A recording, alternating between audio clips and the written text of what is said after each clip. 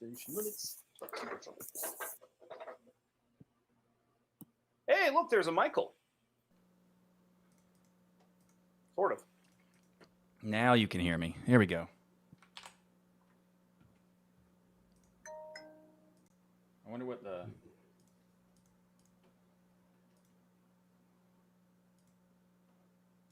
Yep, but we can't hear you on this side. Why don't let me change the microphone?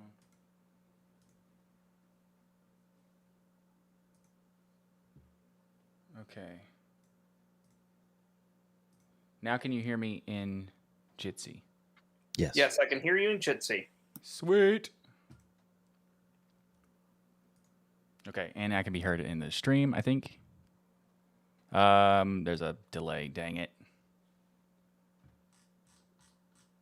Yeah, you're fine on both sides now. Synced. Except for there's like a second delay on the actual stream. Now it's frozen. Now it's synced, or now it's frozen again. Are you doing this on purpose? Why would I do it on purpose? I don't know. Okay.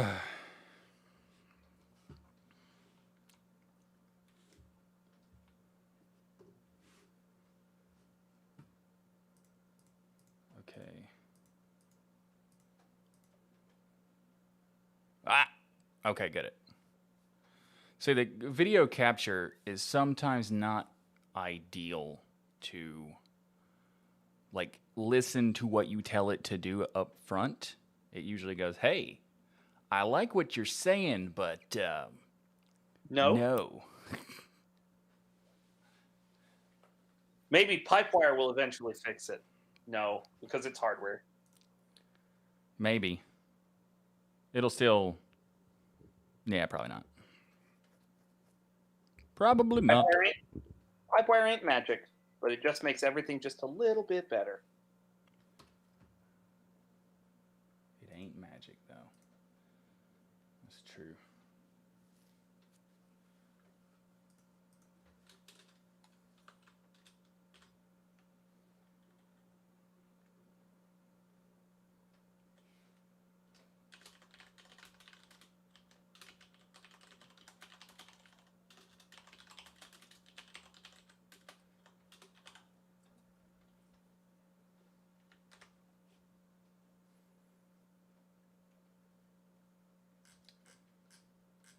Okay.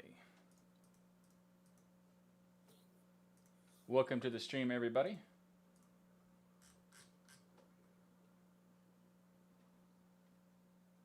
Welcome to the Michael.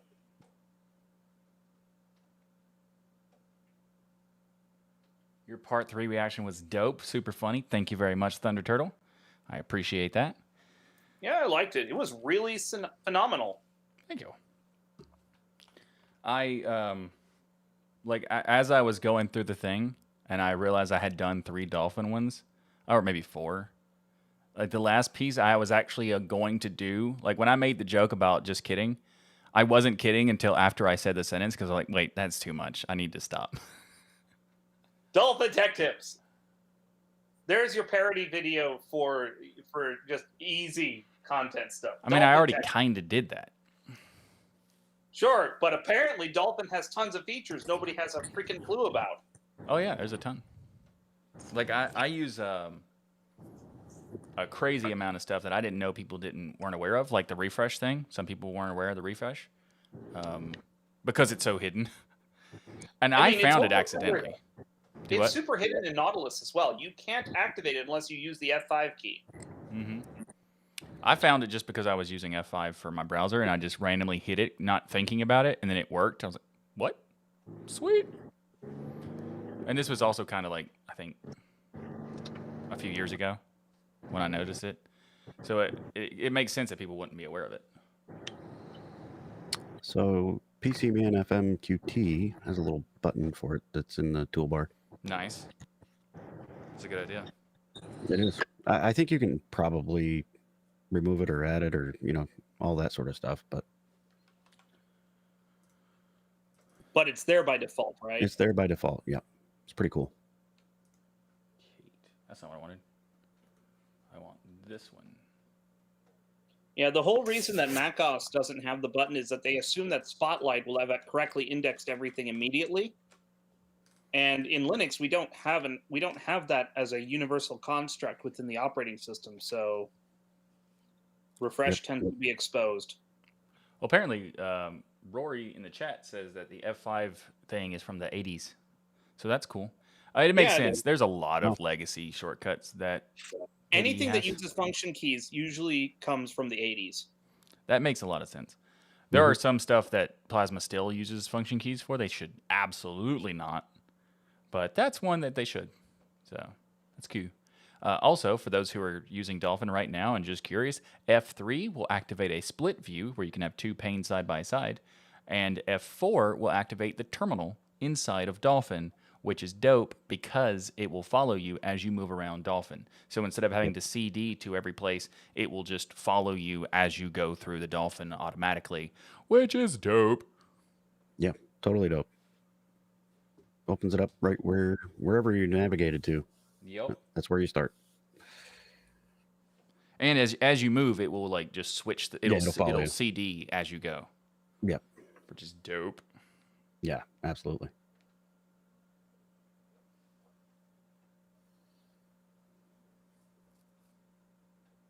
I should turn off my notifications on my phone.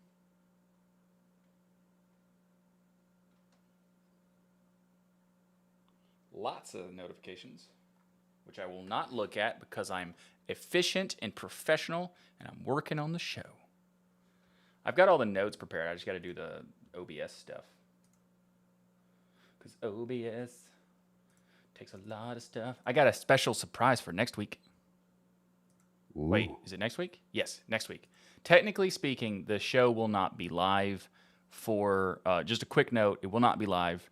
I'm gonna say it in the show too, just to be clear. But I won't be live because of Christmassy stuff. But I will be doing a live show for patrons, probably on Thursday. So, well, maybe Thursday, maybe Friday. I don't know yet for sure. But I'm planning on doing a patron one anyway. It just won't be on the typical Saturday.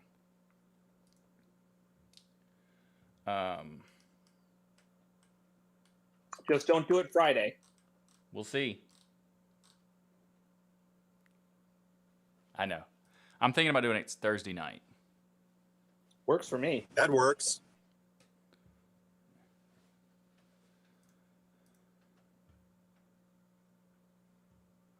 All right. And then the next week will be Christmas. I haven't decided if I'm going to do it or not. I'll probably decide next week. So I either might do it early or I might do it on Christmas. Who knows? Christmas is a Sunday this year, isn't it? No, it's a Saturday. It's a Saturday. Yes. Saturday. Mm-hmm. Same for Sunday New next Year's. Year. And then also the next week after that will be New Year's. But New Year's is a holiday, sort of, but not really. So I'm totally going to be doing it on New Year's. No problem. The week after that, though, that might be different because there might be a trip in the books for me. So I might not be. You travel? Apparently. Not many places. Actually, I went to a basketball game a couple weeks ago. Or was that last week? Was it this week? No, it was this week. Yeah, it was this week. Wait, what? I don't remember. Like it? I don't remember. When was this? Wow. My brain is all messed up. That's not good, Michael.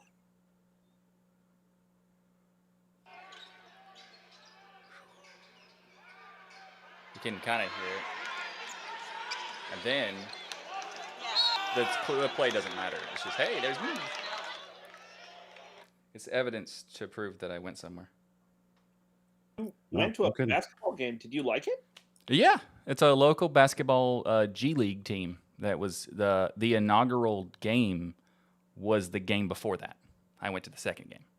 Because I didn't even know that there was a team in the first place. So I was like, oh, that's cool. I guess I'll go to the second one then. And it was fun. It was surprisingly fun. And it was kind of funny because people always give a hard time to the G League people because they're not real NBA players or whatever. And as I'm watching this thing, I'm thinking, wow, I am not remotely as good as these people.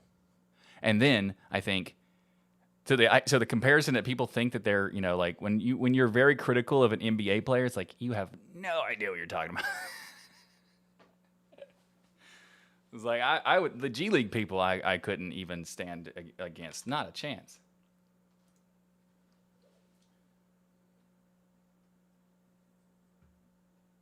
Please remove Michael's nerd credentials. For what? Leaving? Is that it? Or watching sports? I didn't know there was a G League. Yeah, G League for NBA is like a minor league. They call it the G League, but it's just a minor league for NBA. That's because the NBA doesn't want to have a minor versus major league Right. thing, even though they actually do, but they don't want to. Well, it's also not called. It's not Major League Basketball, Well, they're not allowed to do that because the baseball. No, there's multiple Major League stuff. Major League Soccer. I know. Major League Baseball. I know. Major League Tennis. I don't know if that's true. I don't know if that's true. But MLB won't let basketball have a major league. Well, it makes sense because it would be Major League Baseball and Major League Basketball, so they both be MLB. So that would not be a good idea. Well, that and Major League Baseball trademarked the initials MLB. Yeah, that makes sense. So, also, the NBA was made, like in the 50s. Yeah, they're a little younger. Well, because basketball as a sport is kind of younger. So Zamunda says, you're obviously not a nerd if you leave the space in front of your computer. And that's a very valid point. I apologize. I will try to get my card back as soon as possible. And by that meaning, I will not move anywhere. Except for the fact that I will be leaving at some point to go get food and whatnot. Well, you could take the computer with you. Major League Linux. Boom. So then what's minor league Linux? Oh, man, that's such an easy joke. I could just make fun of, insert a distro that would be easy to make fun of, Ah, man. It was just like, it's just there, and I don't want to take it. I don't want to be that guy, but it's there. It's sitting there waiting for you. Right? Also, hello, Zamunda. Dolphin is buggy. I disagree. Dolphin is not buggy. But best file manager. I've seen people say that about Thunar, but why? Like, what makes Thunar great other than the fact that it's so not good looking? Obvious? It's because it's very obvious. I don't know what that means. I've used Thunar, but it has some good features, but it's not the most featureful file manager by far. Not the most featureful like by far. Like they added stuff recently, like file roller stuff, just this year. Like that's they added that because file roller is being retired in GNOME. Well, that makes sense, but it's just like there's things that Thunar has added recently that I'm looking at going, yeah, Dolphin has had that for a decade. Sure. Dolphin still can't open archives and traverse them the same way that Files and Thunar can. Yeah, but that's why Arc exists. I'm confused by that. I'm just saying, it's a feature and if you watch my videos, see why you can actually use Arc. It's fully integrated into Dolphin, unlike what some people think, or a particular specific way that he used it created the problem that I wasn't aware of at the time of the recording, and now I am, because apparently it's because of the specific view he used that created the issue. Anyway, I'm still sure. I didn't judge him for it. I was just being like, I've never even thought of it, so let's try it. And then it worked, and I'm like, I don't know.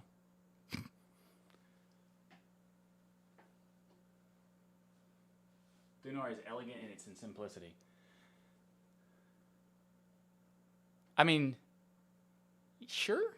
I mean, the thing to me is that with Thunar, all the functionality that it has is obvious because there isn't a whole lot, and it can express all of them in its UI. That's true. Thunar has few dependencies. That's true. I don't think dependencies is any relevancy. Don't matter. Here's the thing that I would say.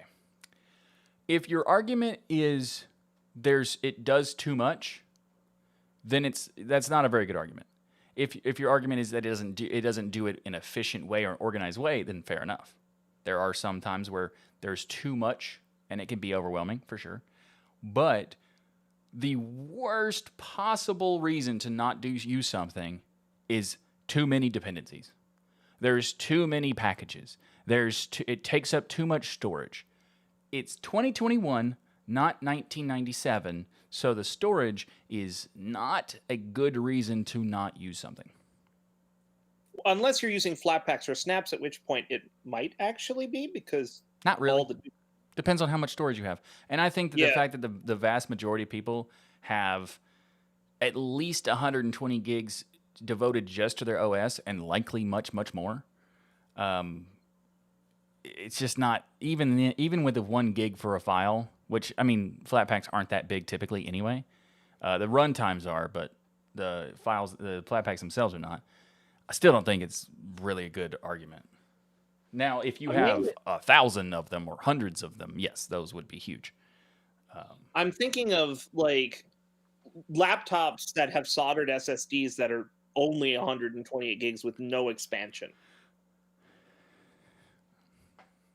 Like, that's a very common case. Actually, like, there are laptops with 32 or 64 gigs of storage, and that's it.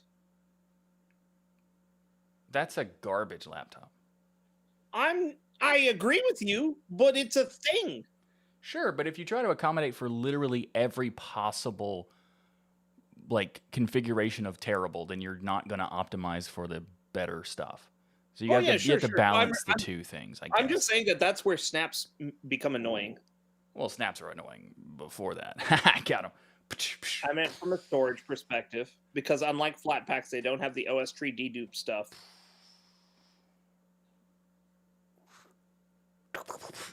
I'm going to stop doing that. What is wrong with you today? I don't know. It's good, actually. This is my silly, goofy day. So that's good. Alrighty then. What do you think about Nemo? I think Nemo's great. I think Nemo is basically what Nautilus was before they decided to break Nautilus features. So it's really not hard to... Isn't Nemo a fork of Nautilus? Yes, it's a fork of 3.6 or 3.4. Oh, jeez. So that means it's cinnamon, isn't it? That's Cinnamon's, right? Yes. Mint makes it. It's basically what Nautilus used to be. So it's not like Nemo is not a new file manager from scratch. It's a fork of what Nautilus was. The thing is that Nautilus was awesome, and then it decided to make it not awesome. And then I think, what is it? Kaha is the fork of Nautilus for Mate? Right? Correct. Yeah. Jeez, it's hard to keep track of all those. Right. But both of those are fork of Nautilus when Nautilus was good. So when people say Nautilus now, they go, it used to be one of the best. And then they decided, never mind. I don't think that's actually their decision, but still. Ike forked Nautilus too. Oh, that's interesting. So Solus has their own Nautilus fork? Oh, yeah. They've had their own Nautilus fork for Budgie. They just didn't rename it. Oh, well, that's not good. You shouldn't. If you're going to fork it, rename it. Is Nemo not a fork of another fork? No, Nemo's a fork directly of Nautilus. Yeah. Is there any real reason to use snaps over Flatpaks? Yes, there are some applications that do not exist as Flatpaks, and therefore they only exist as snaps. That's not much of a good reason. No, but it is a reason. It is a reason. Yeah, like, I think this, what is it? Spotify is officially delivered only as a snap. Skype as well. And a couple of others. I can't remember. There Slack also. Right. Yeah, I know. Sega Dreamcast Showcase. Yeah, I do have my Dreamcast right here. Did I say Dreamcase? Whatever. Dreamcast right here. Where's your Dreamcast? Right there. In the background. Oh, there it is. Right there. Dreamcast. In my 64 games. One of my favorite. Two of my favorite games. There's a couple I don't know where they are, but there's other ones that I would put there. Play some of your favorite Dreamcast and N64 games on a Twitch stream. Dreamcast emulation is not easy. On Linux, it is. Should be. It's been a solved problem for years. What's the name of tried- the emulator? Dolphin is actually the name of the emulator for the Dreamcast. No, no, Dolphin no, is the one no, from GameCube. That's the GameCube emulator. I don't remember what the Dreamcast one is. No, Destiny May is the DS emulator. What is it? Dang, I know this I'd because use Mupen a lot for N64. yeah, Mupen is N64. Dreamcast emulator name. What is it? Read? No, that can't be right. That's not. Oh, Null DC. That was the one. But that's Windows. What's the one for Linux? I don't know. Wait, MAME supports it? What? MAME as in the arcade game thing? Yes. That's Yeah. weird. While you're looking that up, I'm gonna finish prepping the show. Sure. My brain just broke a little bit Ooh, to hear I about forgot. MAME supporting Dreamcast.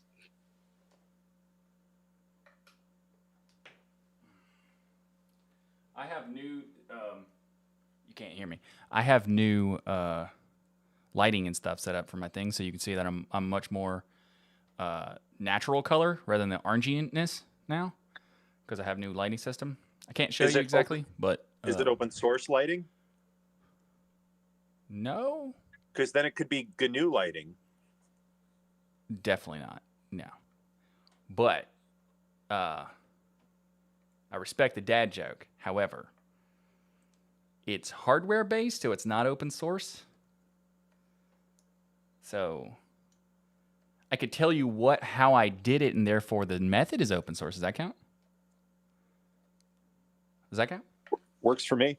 All right, cool. That's not the right way.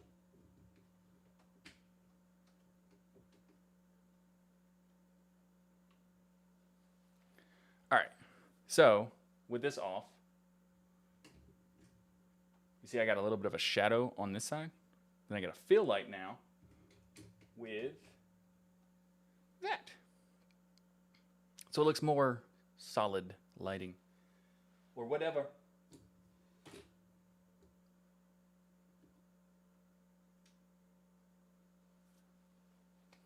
The only problem with that is that there's a light right here and it's really distracting. The other light is over here. But it looks good. I think it looks good. I gotta turn this away while I'm still setting stuff up. So Flycast is the one that seems to be like what people like, and it's officially offered in FlatHub. Flycast, that's it. Flycast. Yeah, that was for some reason I thought Redream was like, yeah, Redream was the thing. Oh, that's why it's not a thing. Redream went proprietary in 2018. Mm-hmm. Boo. Redream, boo. Is that right? The light. I've been saying Flycast the whole time, only to realize I was muted. That's hilarious.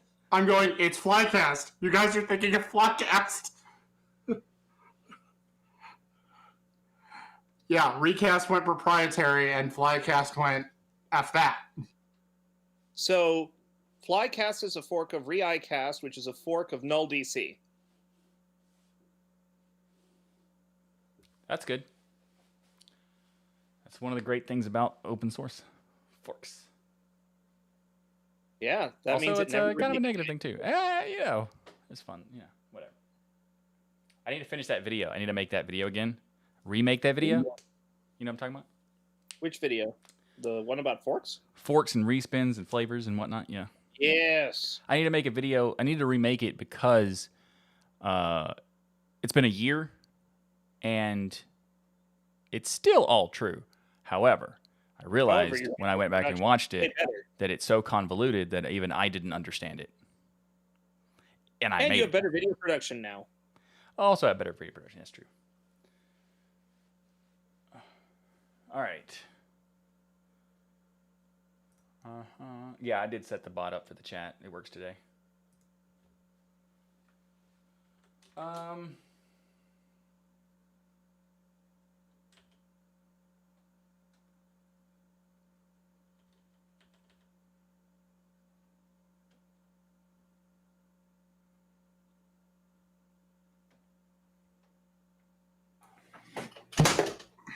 Uh-oh, dropped some stuff. Yeah, I just unmuted my mic to say hi again, and then my demon knocked over my lamp. Hmm. Your lamp knocked over your lamp. She is the demon that has a no scratching cone, so my lamp knocked over my lamp. Anyway, hello again, everybody. I guess you didn't hear my first greeting because muted. That's true. Did not. Welcome, Tegan. Welcome. I'm having a day. Aren't we all? Aren't we all? I wish you well, though.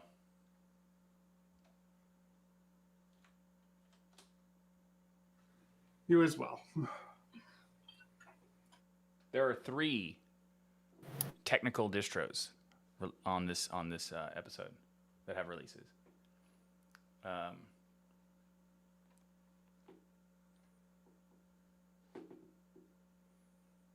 I'm gonna intermix some technical and stuff. I think we're good for what we're gonna cover. Yeah.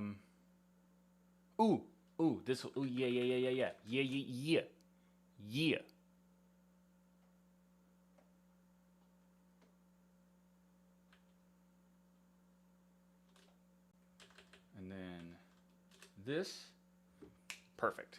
All right, now I know what order I want. I'm so professionally organized and efficient that I now know what the order will be 30 minutes into the stream. Mwahahaha. Do we have legal news? Actually, we were going to have legal news because there were 2 things that were legal, but I wanted to give them a little bit of time to find out like what happens. So next episode we'll have some legal news in there, but not today. Your humble bundles are back up in the chat in the description. Yeah, they're there every week. I gotta delete the whole automation tool. Hello.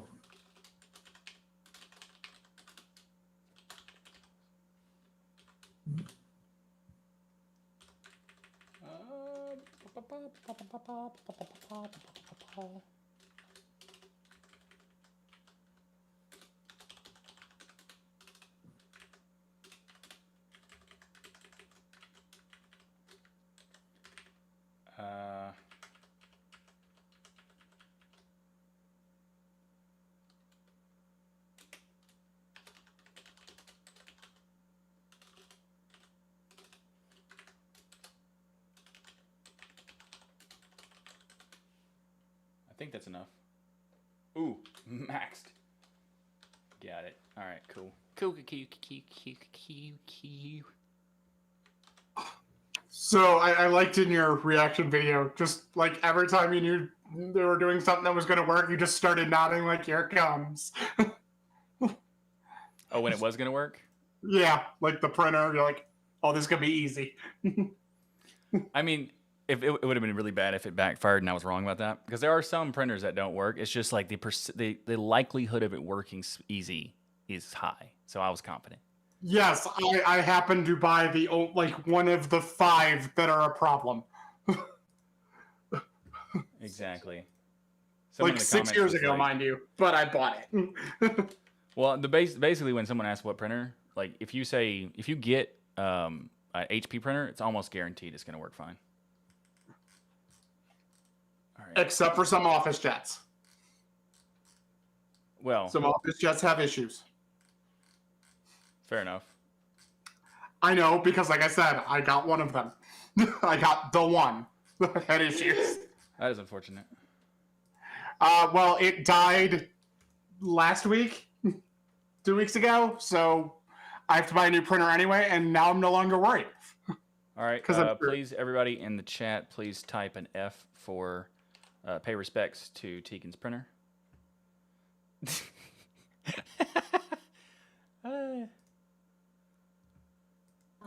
Thank you all. The cats are sad for Printer Chan. You should get a brother printer because then it becomes a member of your family. Oh my gosh! No. Oh my goodness. By the way, I don't need another brother. Mine's annoying. I like how I appreciate the fact that so many people were willing to do this stupid F thing for a printer dying. That's thank you very much, everyone, to participating in the nonsense that is this stream. Oh my goodness.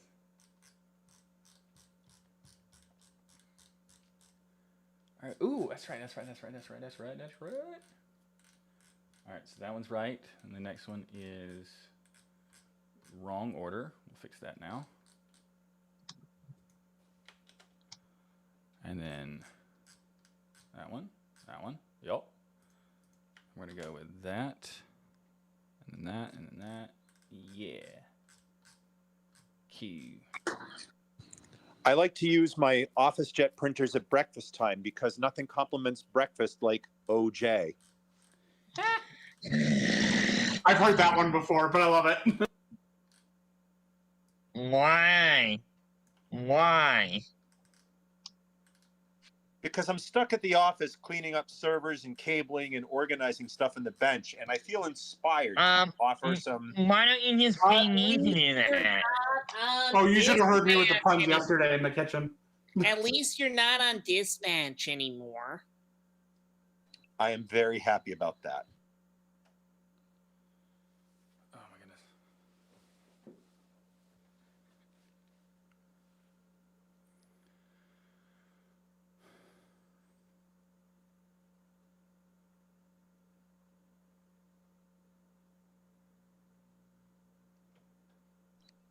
I was talking to an accountant about printers, and he was looking at different options and which ones were more compatible with different devices. And I said, you know, maybe for the amount of work you do, you should get two. Get a laser black and white, and then maybe get a color laser that doesn't have all the features, or that has your scanning and everything else. And that way you can crank out a lot of paper through your high throughput black and white only for when you're creating tax documents and stuff like that. And I said, besides, red ink is always more expensive than black ink, right? He asked me to leave after that.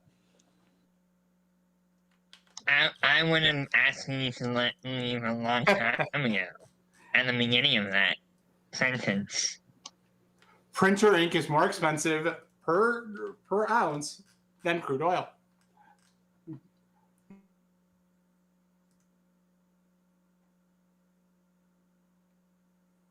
So, Carlos, interesting question. I had this weird, sudden, like, dizziness happen. I don't know what it was. But, because in the chat, Carlos says, "Are you okay?" And I don't know what that was, but I got, like, kind of dizzy. And I had, like, this weird feeling of, you know what, you're in the pool, you're in a pool, and you accidentally, like, snort water. It gives you that weird, like, nasal feel. It was like that.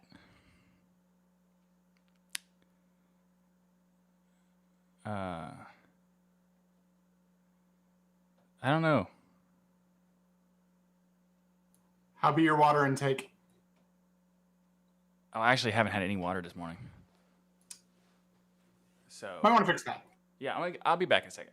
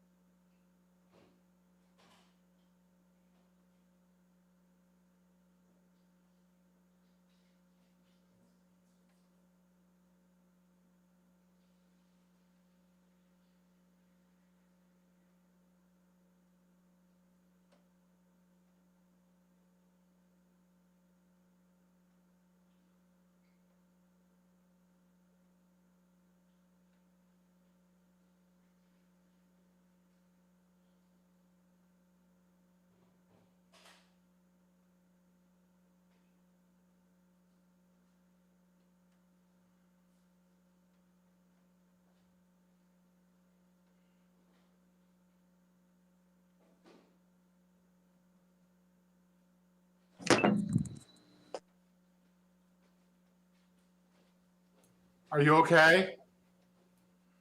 Who?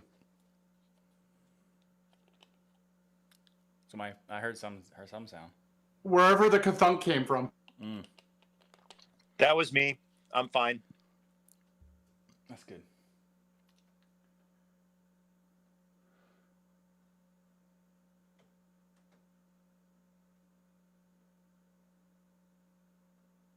Thanks, Amunda. I appreciate that. Web indeed, for sure.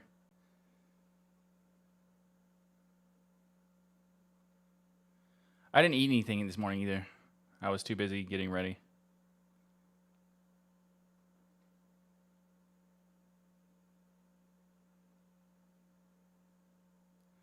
Oh, the yoga mat actually is a yoga mat.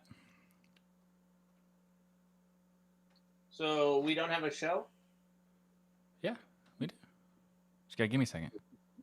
Uh-huh.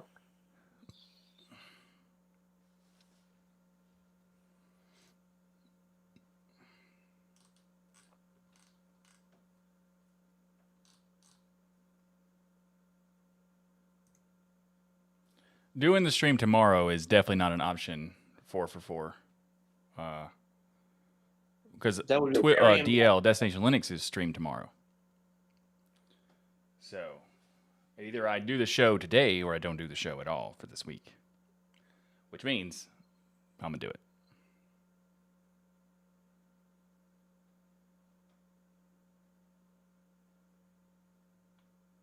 You can do it, Mike. No, Rory, I understood what you were saying. I was just letting you know that the yoga mat looking thing is legit a yoga mat. I understood the other part. I was just confirming that it is a yoga mat. And it is there for a prop. For no reason at all. That's a lie. He uses it every day. I wish I did. No, he uses it every day. Is there a point to this stream? Lee, the point is that I record the show of This Week in Linux in a live stream. You're just joining it before the recording starts due to a variety of reasons. Late. Due to technical difficulties, this episode of This Week in Linux will start a few minutes late. This is not technical, actually. Due to personality difficulties, this show, this week, Fine. it Due will to be PEBCAC due to PEBCAC problems. due to personality difficulties. This week in Linux will be late.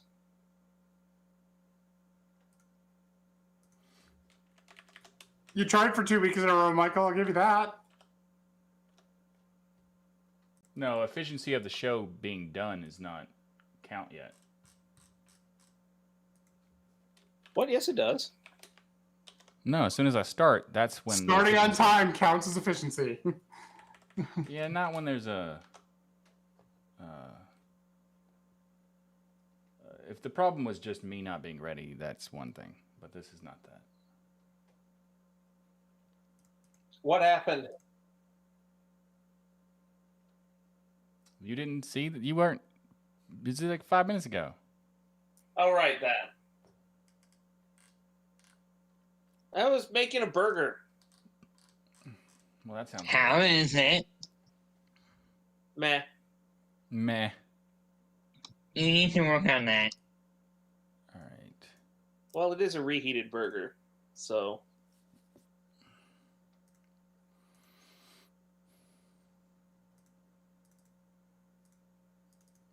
All right, we should be ready. Steam and to go reseason. Steam and very reseason. soon. All right. All right.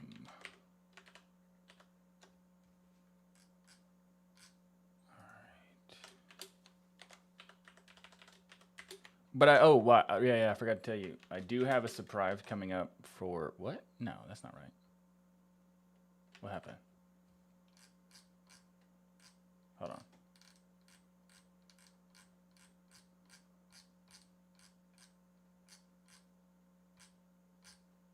Did I forget to put that in there? Nah.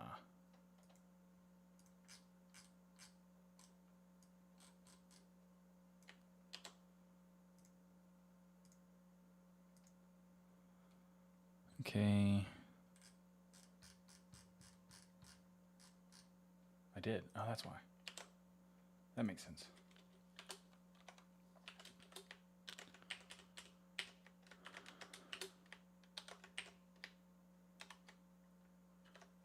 Oh my goodness.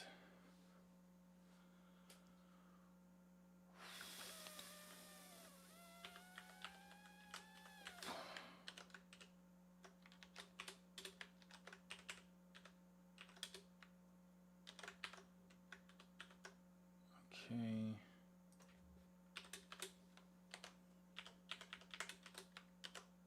Nope, I need to do that.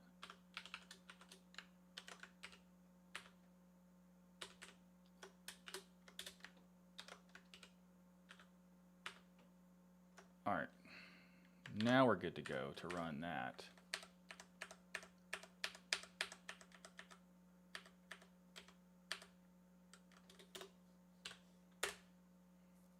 Okay. That's running. We're getting closer. Michael, thank you so much for the super chat. That's awesome. What happened to the Linux Zero Hitties? I have lost some weight and need a smaller one. They should still be on the store, dealandstore.com. They should be there. If they're not, I will fix that. And again, thank you very much for the super chat. That is awesome.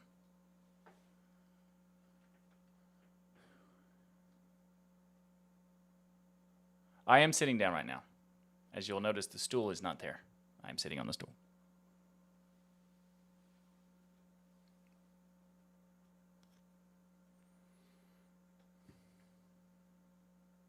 So I am compensating for a little bit.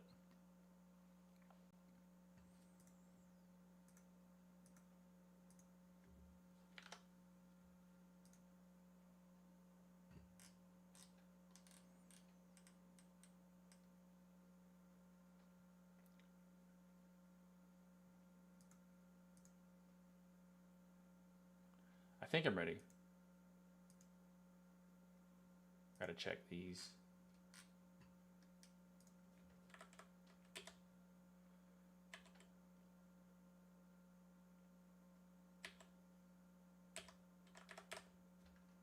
What? How'd that not work?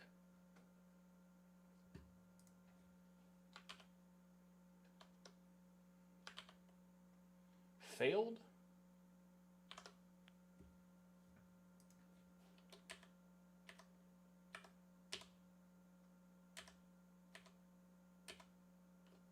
That doesn't matter.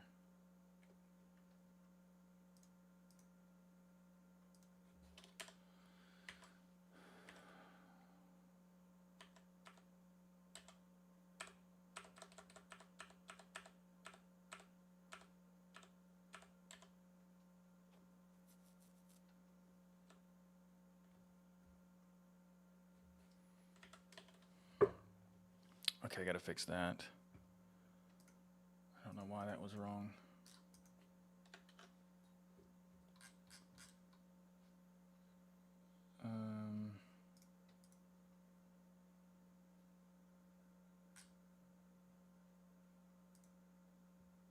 Well, not that, obviously.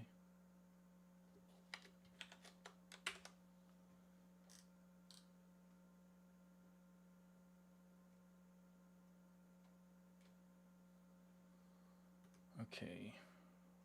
Gotta make it difficult.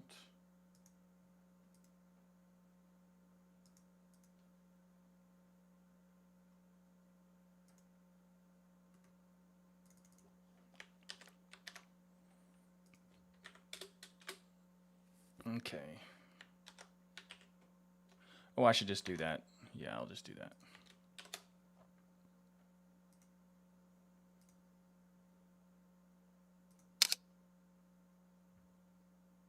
Ooh. Be right back.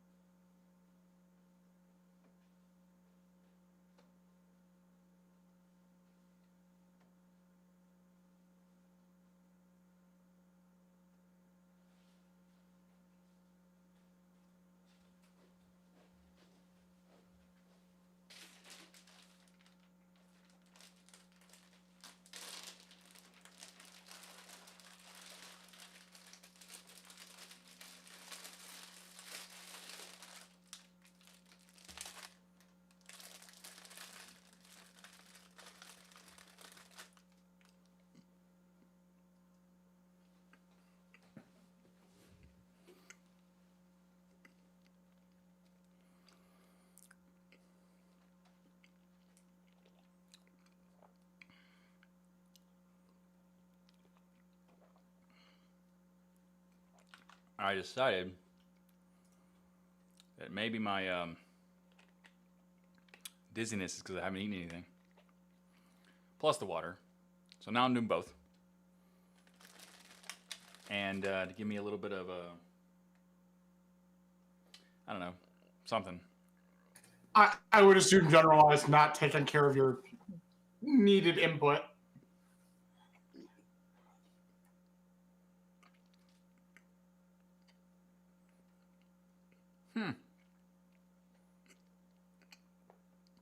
That's weird. I did not know the Linux Everywhere hoodies were not there for some reason. Thank you for reporting that. I will fix it right after the show.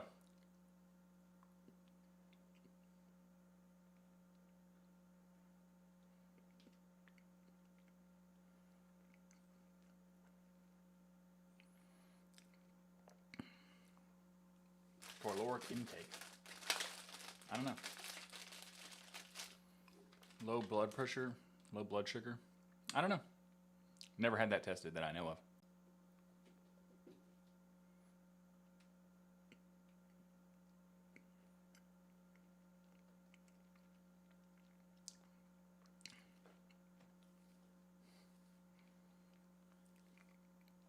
It's not the first time I've used this stool, people.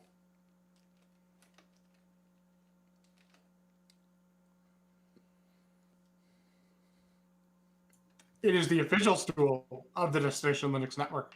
Mm-hmm. Not necessarily Tux Digital. Well, we'll see.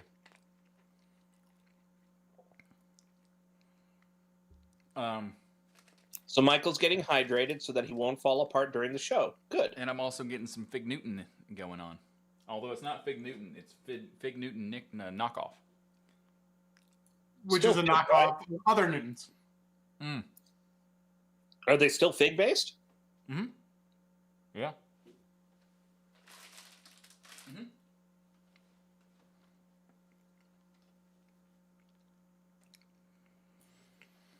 Fun fact. They were Oregon created and by- Newtons are actually the knockoff.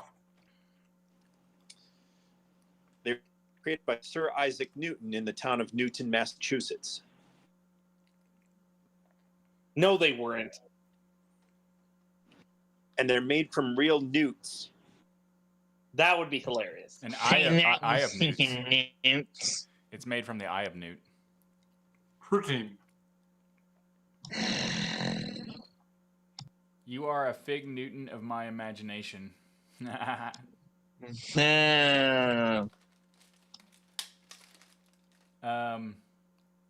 We are here for Michael's shenanigans anyway, for the most part. Like 40% news, 60% Michael shenanigans. I like it.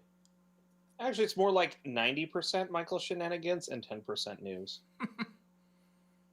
Because we haven't even gotten to news yet, and it's been an hour and a half. No, almost an hour. It has not been an hour and a half. It's been an hour. 1 hour, 16 minutes, and 56 seconds. That does not The matter. show's supposed to start at 1, so we don't count that. Those 16 Exactly. minutes. That sounds judgy to me. If I start the I stream, patron. if I I start the stream, patron judge from the beginning to end. the show starts supposed to be at 1. So it is not 2 yet. Therefore, it's not an hour. And more Fine. importantly, I just finished eating. Well, hopefully this worked. But I just finished eating some Fig Gnewtons. Oh no. That? I was waiting for that one. I was just ordered to delete my Patreon for my wife. I hope you're happy. Mm. Hopefully the amount I ate was enough.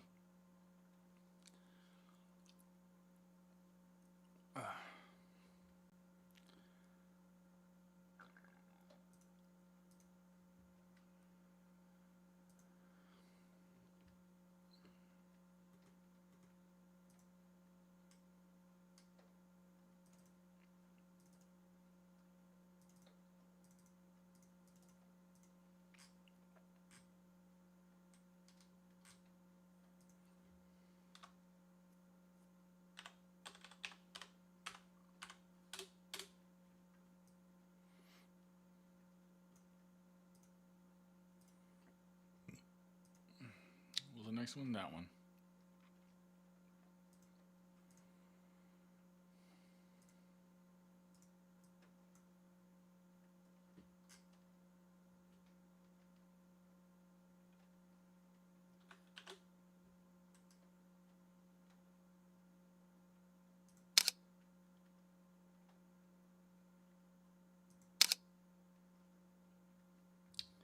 See if I timed it right.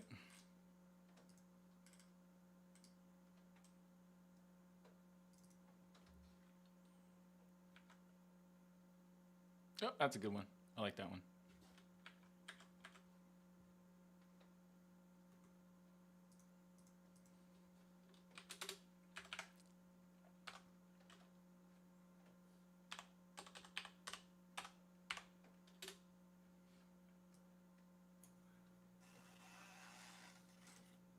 Mike, I think I can fix your problem.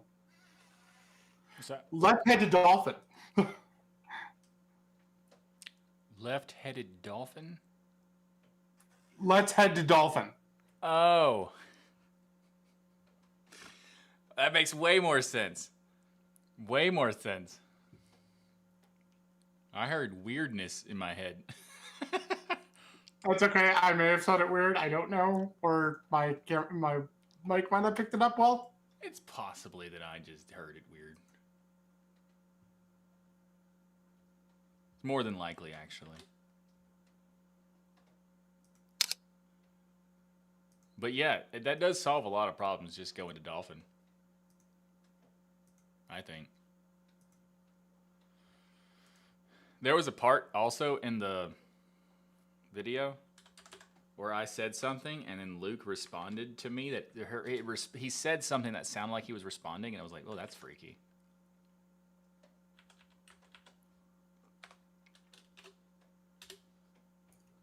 Oh, right, when he said he didn't set up anything yet.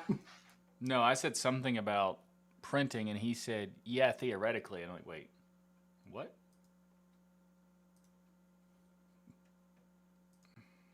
All right, now that everything should be good.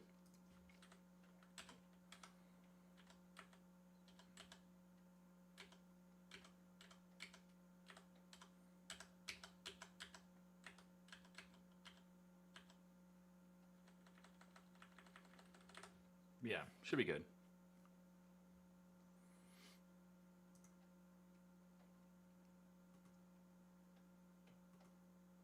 I'm gonna need some more Fig Newtons. Or Fig Bars, actually. They're not Fig Newtons. I actually don't know if I said this, but Oreos and Fig Newtons are actually the knockoff. I knew the Oreo was. The Hydrox. That's what Yes. happens when you name your cookie something that sounds like cleaning supplies. I can't disagree with that.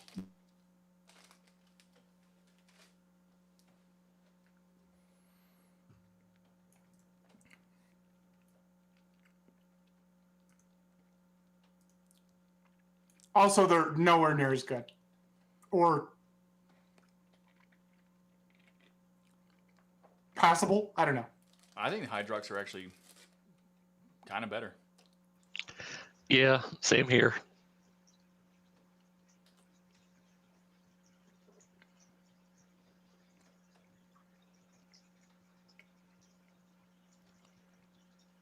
I mean, let's keep in mind that Oreo cookies are essentially some weird not cream type of stuff surrounded by 2 pieces of cardboard that taste like chocolate-ish. Crisco. I'm just saying, like, they're not, it's not like it's gourmet stuff. Yes, they're good. No, But they're they're all not- terrible. You know, any legit cookie is going to be better. Yes.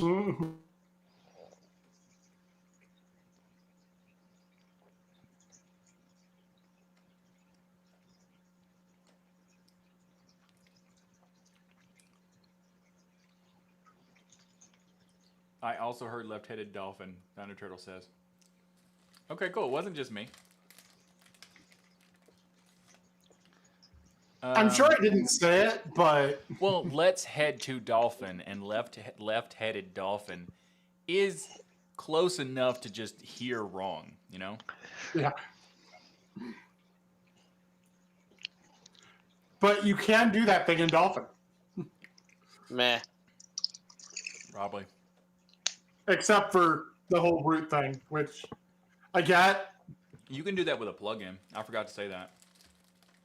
Yeah, I actually do have the plugin.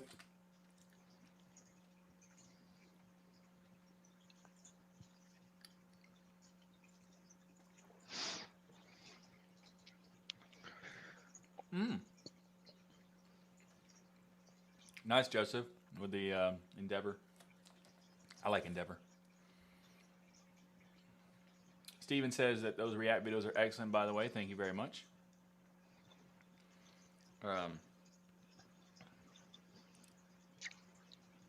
It's kind of funny how, you know, the React videos are pretty popular and pretty useful when I wasn't intending them to be. You know, I wasn't like originally when I started making it, I was like, you're making it for the sake of making it, right? And then turns out I turned it into a tutorial. Really, every one of them has some kind of tutorial aspect.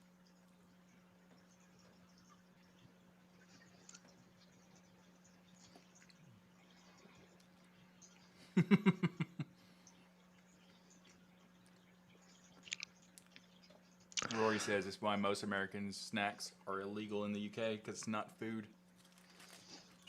Yeah. That's fair. The yoga mat makes it for the Oreos. If I used the yoga mat, yeah, it would be.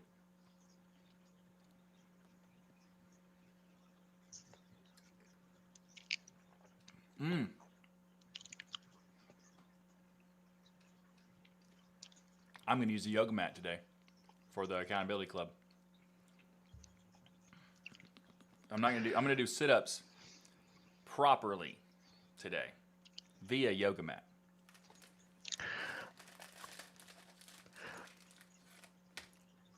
I have tried OpenSUSE Tumbleweed. Cool. Forgive me, Michael, but I seem to like it. Why forgive you?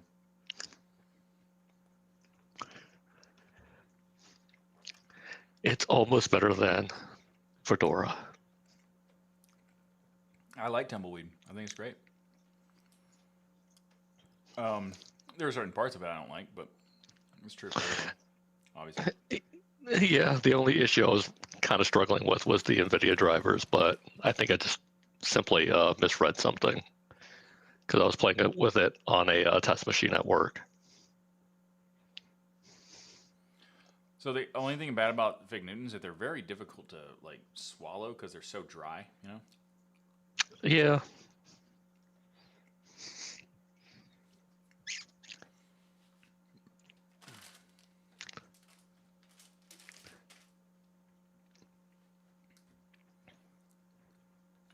They are great with milk.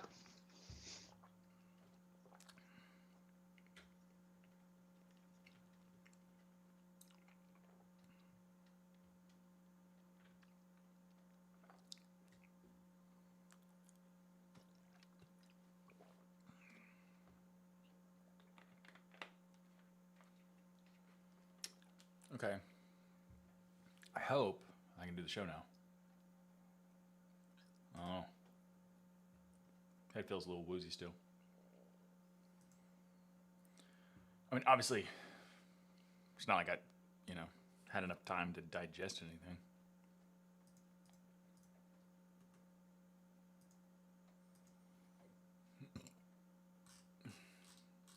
The odds for me is like, I'll do the show, be a little bit, about it. And then as soon as I'm done, feel great. That's what I expect.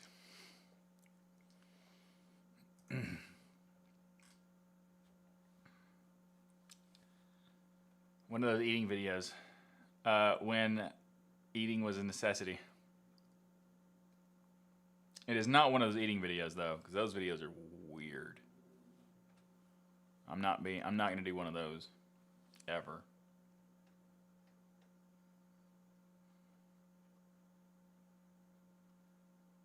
Some protein. I don't have really any protein. I got some tofu. That's kind of it.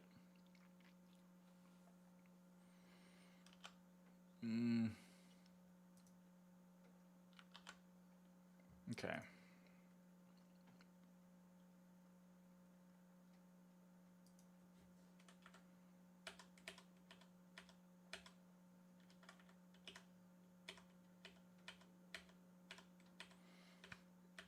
I think we're good.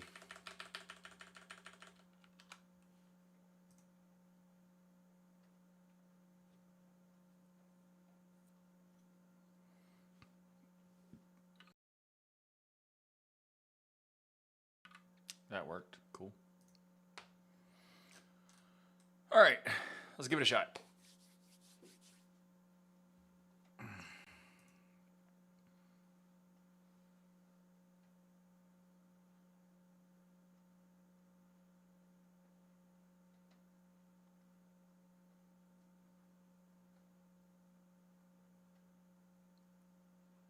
Oh, I don't know if Ferratinuda is even watching the show.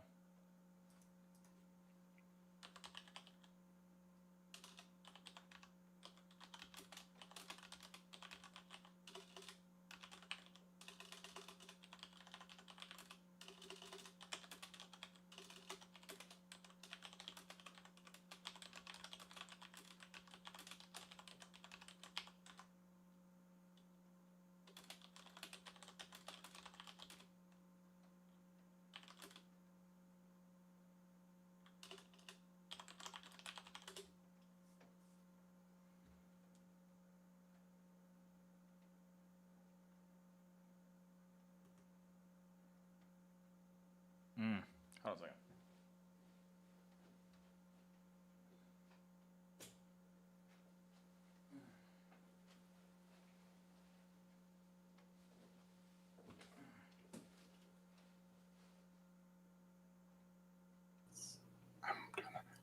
Question that I just thought of that might be a simple Google search. The moving windows thing that Luke was experiencing, because I've used Cinnamon before and didn't have that. Is that an NVIDIA thing?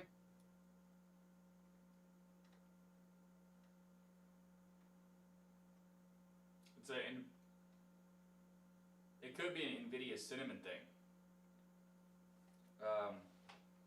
I always thought it was a Cinnamon thing, but also I remember that when I did use Cinnamon, I was on NVIDIA at the time. So it could be a combination. I mean, I didn't use Cinnamon very long, but I don't remember that being an issue. Depends on how intensive you do things. But it could be a combo.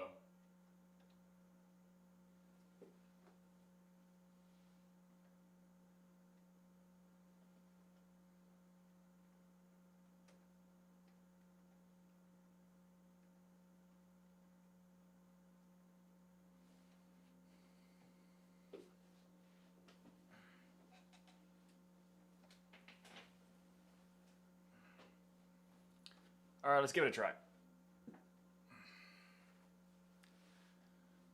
I did sat in the chair just to see if it would make a difference, you know, not sitting in a half sitting, half standing thing. So let's go ahead and start the recording. Recording started. Everybody please be muted. I haven't checked. I just assumed maybe, just in case. All right.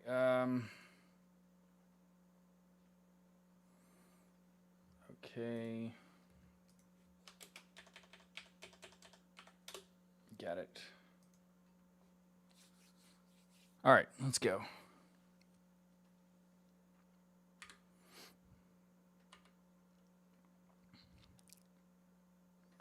Welcome to episode 179 of This Week in Linux, recorded live on December 11th, 2021. From the Destination Linux Network, I'm Michael Tennell. If you're new to the show, this is the podcast that will keep you up to date with what's going on in the Linux world, and I'll give you my take as a 20-year plus Linux user.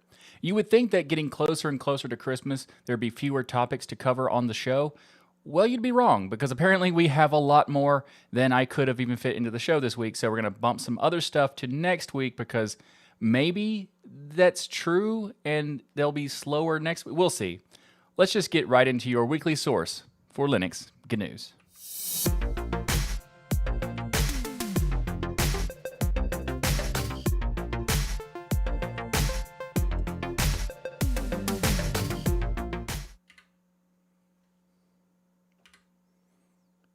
This episode is sponsored by DigitalOcean and by Bitwarden.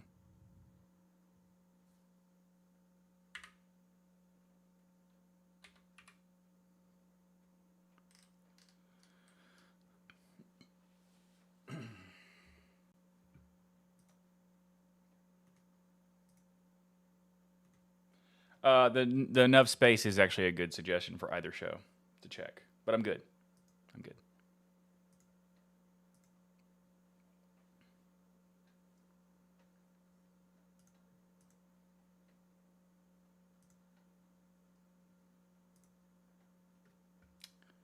Okay. I think we're probably... All right, here we go.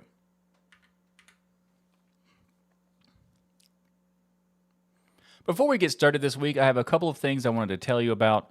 I released the latest reaction video for Linus Tech Tip series, and I received so much positive feedback from those videos that I've decided to do more reaction videos in general. So if you have any videos you'd like for me to react to, please send me a link to the video. And if it's a YouTube weirdness issue where you can't like share the link in the comments because sometimes YouTube does that, I've also made a forum thread about this particular thing, so you can share the link there by just creating an account at dlnforum.com and leaving a reply to that thread, which will be linked in the show notes.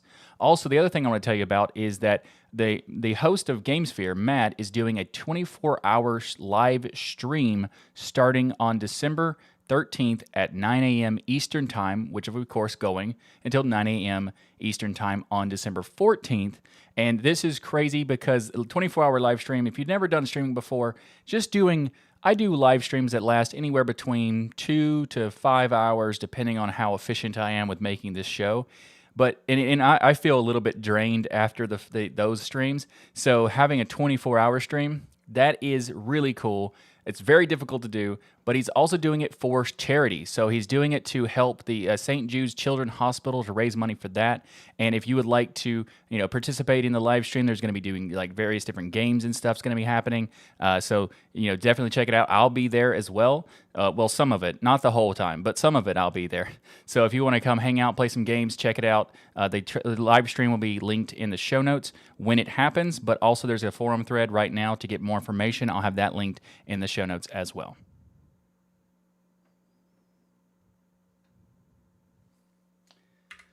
One good thing about being a little bit not totally to it is that if I mess up, I just accept it and move on instead of doing retakes. Because I don't want to make it take too long.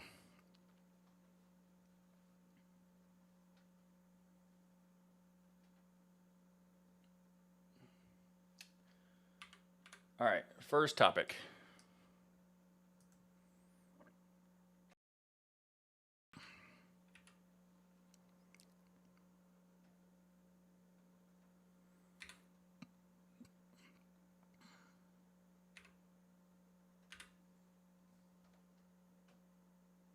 Up first in the show this week, we have Mozilla announcing the latest release of Firefox 95. There's a lot of cool stuff in this release. First of all, the picture-in-picture button can be moved from the opposite side of the video, so it's by default is on the right side, but you can move it to the left if you prefer. Now, that's not that special, but it is useful, and if you don't use the picture-in-picture mode, it is very cool, because I'll oftentimes, have my browser doing other things, and then you can just pop the video out and put it in the corner, and it's very nice. Once you start using it, you will see the benefits of it. Also, Firefox 95 bundles a user agent override for some services, such as, for example, Slack, because this enables users of Firefox to access certain features in Slack, like calls and huddles, that otherwise are limited to those with other browsers, even though it works totally fine in Firefox. Who knows? That's such a weird thing to happen. It's also reminds me of the days of this website is best viewed in Internet Explorer 5. Blah, blah, blah, blah. I hate that stuff. I really hope that does not that start becoming a thing again, because we live in a world where the browsers should be using standards and not doing weird nonsense. So the fact that Firefox had to compensate for Slack doing stuff, not great. But hopefully that will be settled in the future and whatever. But let's also talk about some more stuff. Like, for example, this release avoids posting NS events to the event loop every time a non-native event is ran. And what that means is that it's reducing the CPU usage, which will be good for, general performance and also battery life. But the biggest thing that I wanted to talk about for this release is the support and integration of RLBox. So this is really cool because this is working across all platforms, and RLBox is used to protect against security vulnerabilities within third-party libraries. So RLBox is designed to sandbox third-party libraries using WebAssembly-based sandbox and an API for retrofitting existing application code within the sandbox library.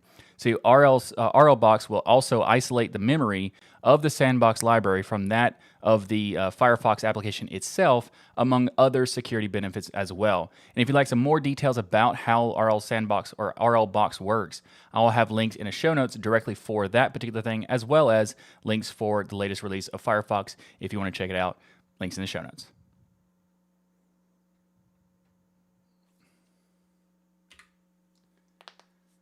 Pip is great for monitors, for laptops and single monitor use. Yes, I have an ultra wide now, and it has come in handy quite a bit.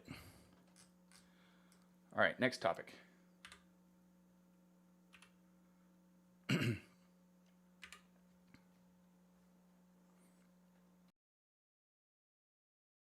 Are we certain 41.2 was out this week? I'm pretty sure. Did you check, Neil? Can you hear me, Neil? Can anyone hear me? Is this recording? Can hear you. Okay, cool. Cool. I'm pretty sure it's out.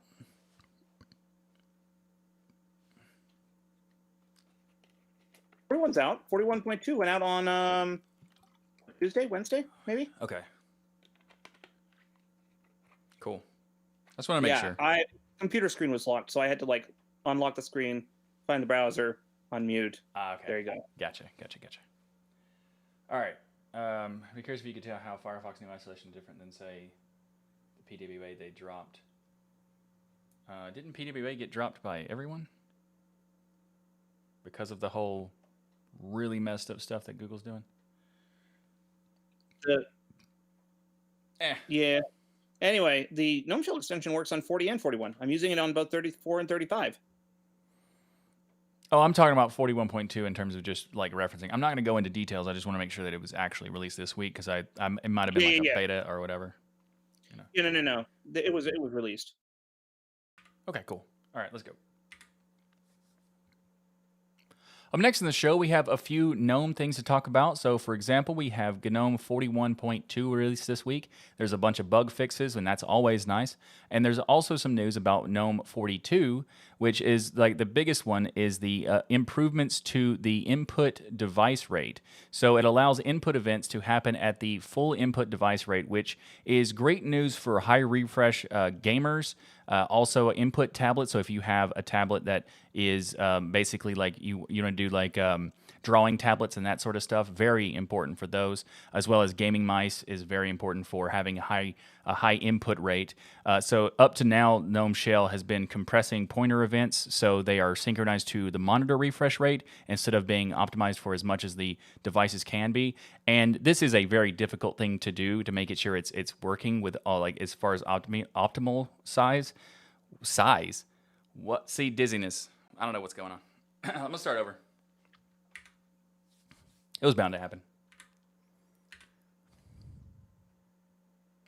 Up next in the show, we have a bunch of stuff to talk about with GNOME, and one that I'm quite excited for, even though it doesn't really make that much sense why I'm excited for it, but we'll get to that in a second. First of all, let's talk about GNOME 41.2. They have the latest release of the minor release. This is a bug fixes update, which is always nice to see. Anytime there's bug fixes, that is good. It doesn't usually get a lot of attention because, bug fixes are bug fixes, but Always great to see that. Also, GNOME 42, we've got some news coming out about what the latest release is going to have. Now, this is a little far away. We're going to talk about more details for GNOME 42 when we get to the actual release, but I wanted to talk about the fact that they're now allowing for input events to happen at their full input device rate, which is great news for people who are like gamers who need high refresh rate or use input tablets like drawing tablets, which is really cool. That's very awesome to see. Like if you have a Wacom tablet and that kind of thing, it makes it better for being more consistent with your drawing, and that's just awesome. And also up to now, GNOME Shell has been compressing the pointer events to be synchronized to the monitor refresh rate instead of the device. So that's why you might have seen some lag, but I'm really happy to see that GNOME 42 is going to address this. Also, we talked about GNOME 42.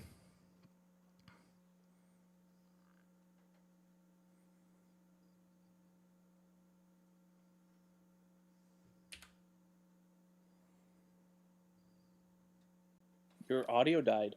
No, I stopped talking. Oh, we're gonna. I was freaking out for a second. Yeah. What? Okay. Do we need to? Are you all right? No, I'm You good. don't- I'm good. Uh, Okay, you everybody's sure? got to mute. Everybody's got to mute. But the thing I'm really excited about is the Desktop Cube extension for GNOME, because the Desktop Cube is one of the reasons that I got really enthusiastic about Linux back in the day, because it showed me what could be done on a Linux desktop. And sure, it might not be the most efficient way to work with workspaces and that sort of stuff, but it is awesome.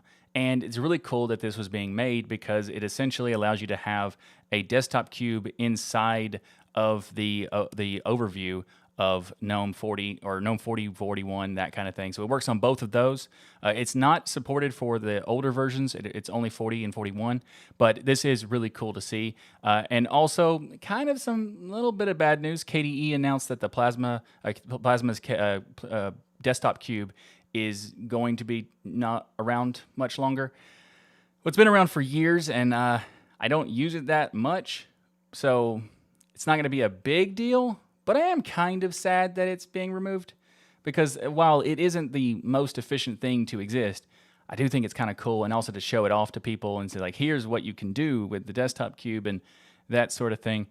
There's technical issues of why they're getting rid of it, but if this might help convince them to keep it or, make a new version or whatever, that'd be great. Just to let people know that, let them know that people do care about the Desktop Cube. And the extension for GNOME is a good example that, there are a lot of people who were excited about it when it was posted on Reddit and that sort of thing. So, I don't know. So keep in mind. If you'd like to check out the Desktop Cube for GNOME, I'll have a link in the show notes, as well as some information about the news that are coming out for GNOME 42 as well.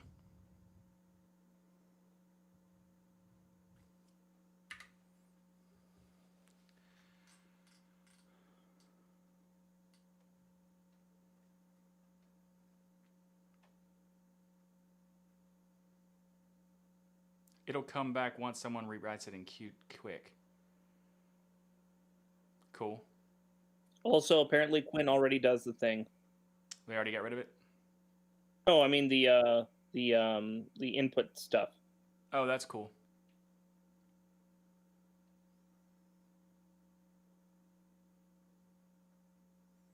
How isn't this Compiz redo? Oh, Kwin has the Desktop Cube for years. This Desktop Cube extension only does the Desktop Cube, whereas Compiz did a lot of other things. Do you have dizziness or vertigo? Hardly ever. Almost never. I think I've had vertigo once in my life. All right, let's move on.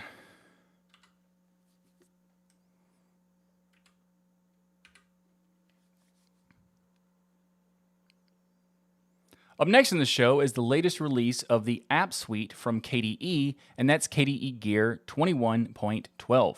So KDE Gear is the name of the app suite itself, and there's a lot of updates. We're not going to be able to talk about everything because there's just a ton of stuff, but I did want to talk about they made some improvements for the settings, options, and performance in Spectacle. They've also added some new tools and improved the interface overall for Kdenlive, as well as been working on performance and reliability for Kdenlive. I am looking forward to using the latest version, which I will likely do to edit this episode, and I'll let you know in a future episode what my experience was. And also, they have a lot of updates to Dolphin, and if you want to check out an accidental tutorial video that I did for Dolphin, then check out the latest Linus Tech Tips reaction video I made, because it somehow turned into multiple times where I was showing how to do things in Dolphin. That's why it was an accidental tutorial. So if you want to check it out, I'll have links in the show notes.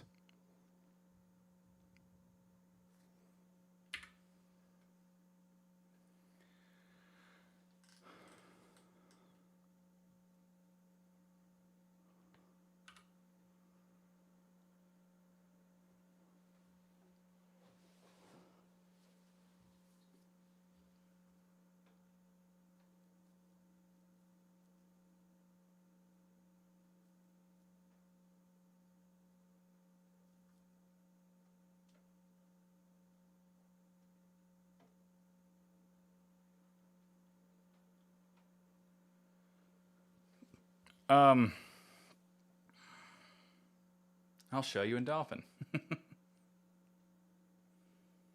Yeah, after I did the third one, when I got to the third one, I was like, this is just silly now. So I'm going to make it silly.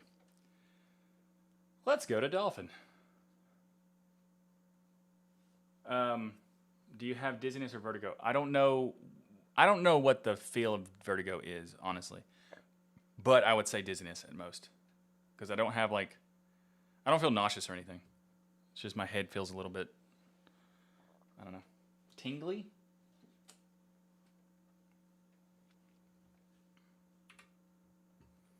Have you gone without any sugary stuff for an extended period of time? No, I had some sugary stuff yesterday. As in, like, have you had any all day today? No, none today, none at all. I didn't have any food or water. The only thing I had today was coffee until I started eating this stuff. Get a candy bar. I don't have a candy bar. That's bad. Well, I've never had low blood sugar as a problem, so maybe I'll stack up and, have some extras just in case. But for now, let's do the show. You're not yourself. Get some Snickers. You're acting like Betty White. Like, ugh. Thank my wife for that one. That was awesome. I loved it when they did that. Betty White's awesome. Anyway.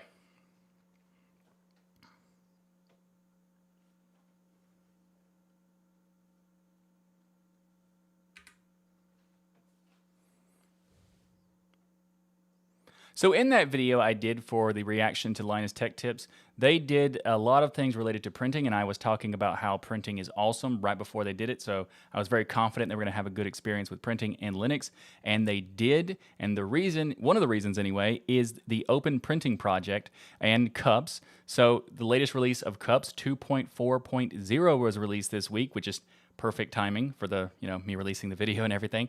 And among the changes from beta and release candidate, the stable release adds 2 new configuration options for optimizing Cups D setup on servers, and several other changes, including changes like adding configuration option for the with idle exit timeout, added with systemd's timeout start sec, and also many other things. If you learn more about Cups 2.4.0, I have a link in the show notes.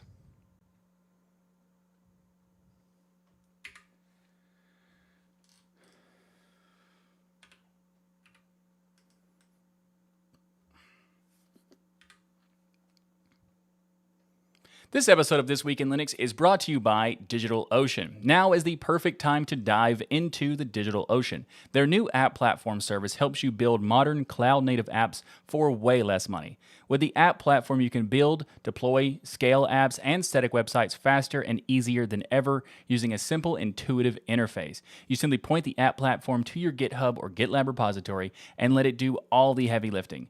Whether you're using Node.js, Python, Go, PHP, Ruby, static sites, Docker, or even container images, all of this is supported on the app platform, so you can let it do all of that heavy lifting for you. And by running the app platform on their own infrastructure, DigitalOcean keeps your costs significantly lower than with other products. Plus, it's built on top of DigitalOcean's Kubernetes, providing a smoother migration path so you can take more control of your infrastructure setup. And as a listener of the This Week in Linux podcast and a member of the DLN community, you can get started right now for free. Actually, better than free, because DigitalOcean will give you a $100 free credit when you go to do.co/DLN. Again, go to do.co/DLN to get started with your $100 free credit on DigitalOcean's new app platform. We want to thank DigitalOcean for sponsoring this episode of This Week in Linux.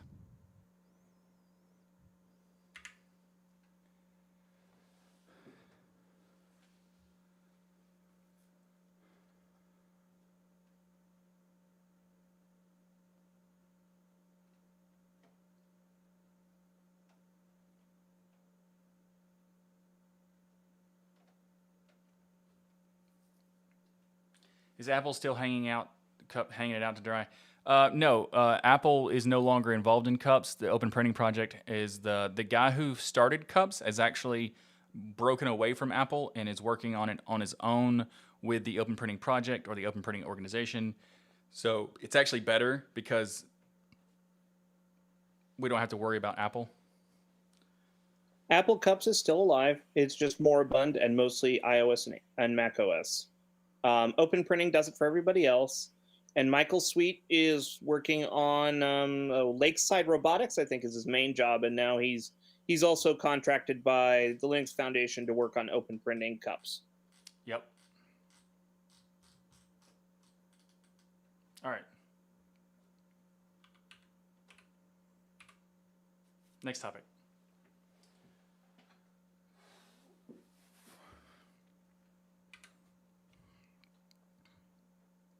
Up next in the show is the latest release from Zorin, and that is Zorin OS 16 Lite.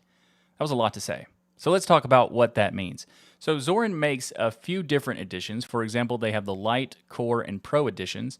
Lite is based on XFCE, Core is based on GNOME, and the Pro is the commercial version that comes with a lot of extras. And by the way, I think a commercial edition is totally fine. There are some people out there who don't like that being done because it's like being anti-corporation or anti-commercialism from the open source side or whatever, but open source is not anti-commercialism. In fact, it's designed to be balanced between openness and commercial. And I'd argue like it's not only okay, it's important for funding continued development, and I encourage all open source projects to have some type of commercial aspect to help funding with the development, whatever that is. Maybe it's a donation button, maybe it's just like a pro edition or something, just something to help fund the projects, because there's a lot of projects I've seen that were awesome but just stopped being made because they weren't getting funding, and that's always a shame. But anyway, let's get back to Zorin OS, shall we? So Zorin OS Lite is the edition of Zorin OS that is intended to be used on older machines or lower-end machines where it isn't practical to run a GNOME-based system. So instead of GNOME, it uses XFCE. And Zorin OS 16 Lite has an impressively good-looking XFCE. I say that because XFCE is not typically known for being appealing. Functional, yes, but not so much on the design side of things. So it's impressive that Zorin OS 16 Lite makes it hard to even tell that it's XFCE at first. So that's nice. Something to mention that is in the Pro Lite edition also is the extra desktop layouts.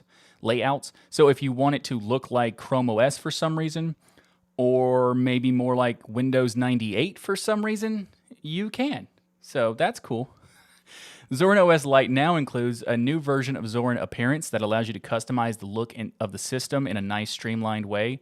And speaking of appearance, you may notice at first that Zorin OS is rather bright, but it does seem to have a dark mode, so that's great. And honestly, not having a dark mode would be a deal breaker for me. There are some distros that don't have a dark mode, and I just can't even consider it at that point. So I'm glad to see that they have that. Also, they have now enabled FlatHub by default, so you got access to the Flatpak, snaps, app repos by default. And also, they've done a lot of updates to the Zorin OS App Store. Whatever. I'm gonna start. The Zorin OS App Store also received some updates as well, including the we talked about in the previous release with the Zorin OS 16, not the light version, the core version, where they had a really interesting thing that I wanted to tell people about it who don't know, because Zorin OS comes with this built-in database now that detects popular Windows installer files, like, for example, exe files or MSI files, and when you activate them, it will kind of automatically suggest to install the app in a certain way. So, for example, if it's there's an alternative to install, it will give you that as an option, or if they have the application available in the software repositories, it will give you that. But also, if it's a game, they might have a way that you can install it easily for in Steam or in Lutris, which is really, really cool. There's a lot of cool features about that, and I think Zorin is doing some really interesting stuff. And if you'd like to learn more about Zorin OS 16 Lite, you'll find links in the show notes.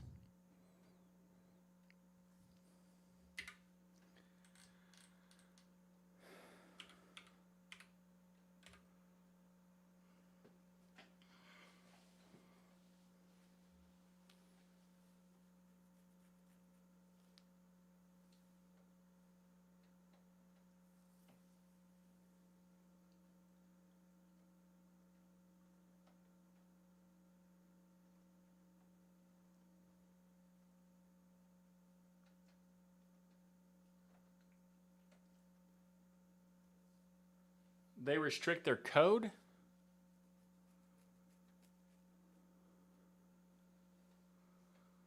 I don't think that's the case.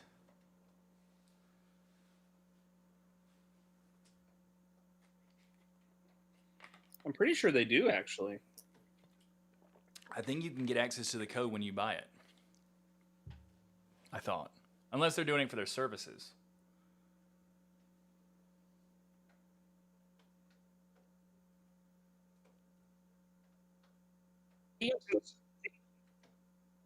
Themes and the service integrations, I believe, are all proprietary. Well, services things are different. But themes, that's kind of weird.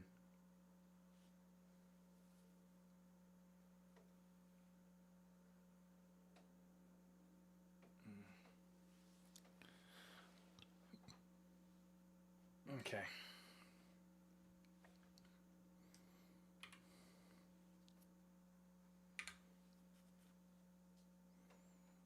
Up next in the show is Fedora Linux is considering switching to Wayland by default for GNOME with NVIDIA drivers.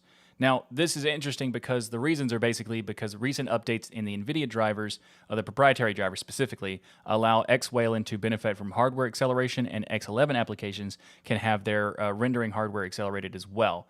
So that allowed the enable to have it Wayland enabled sessions even when NVIDIA proprietary drivers are being used. Now, this is also our the dizziness is getting to me.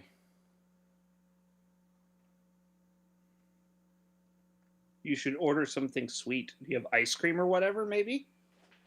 I don't have that either.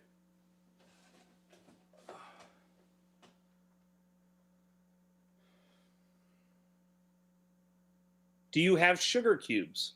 Nope. Do you have anything sugary? I don't think so.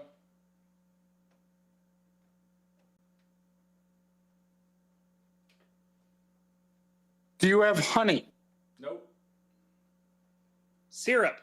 Nope. Straight up sugar? Nope. Jam? Nope. Jelly? Maybe. Go look for the jelly. Just eat the jelly. Fruit, anything. What about peanut butter? Peanut That works. That works. It is sugary. Depends on the peanut butter. Another human being. Don't do that.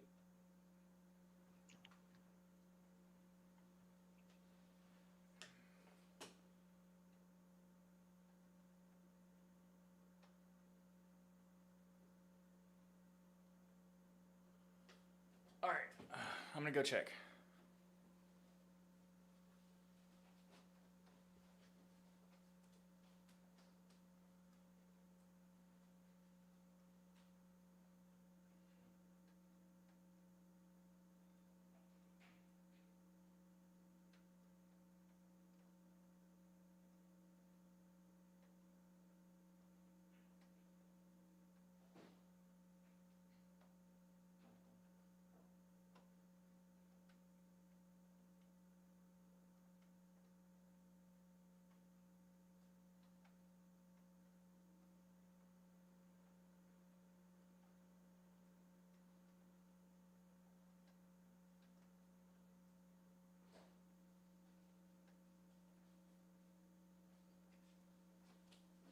Would root beer be enough?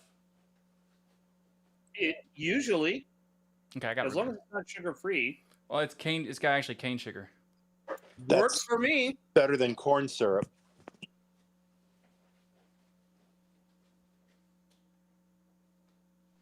I Yeah, wouldn't low blood suggest sugar drinking is it all no at joke. once either. You don't want to spike and crash in your blood sugar. Yeah. Blood sugar crap is no joke.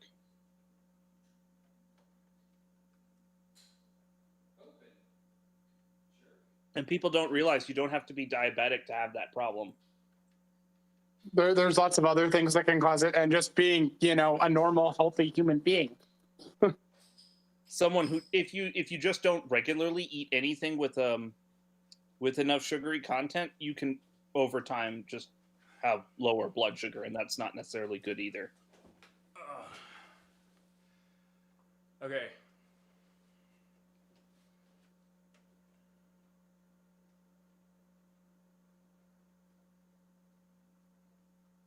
He said a ton of figs. He has sugar. That's a good point. Figs actually kind of depend. They don't necessarily have much.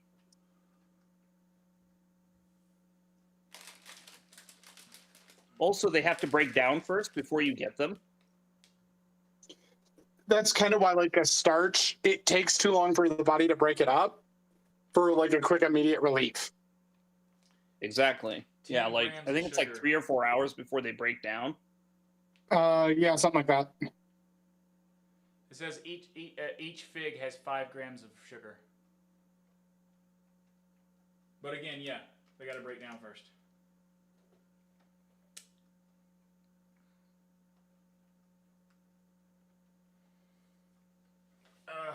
I think this show is just going to turn into a half sitting, half standing. I mean, you might want to do this episode sitting instead of standing. Oh my goodness.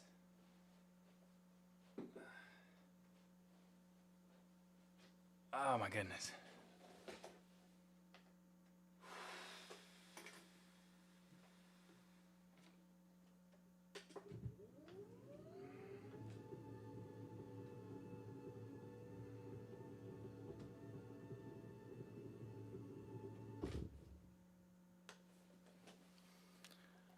All right. Yeah. We're going to be sitting for the rest of it. We are not doing Accountability Club. Just FYI. Not Yeah, happening. that's not happening. That would be you. Yeah, that would be really bad right now. Do you have a teledoc type thing? No. Oh, that's unfortunate. If you did, I would say you should use your telemedicine after the show.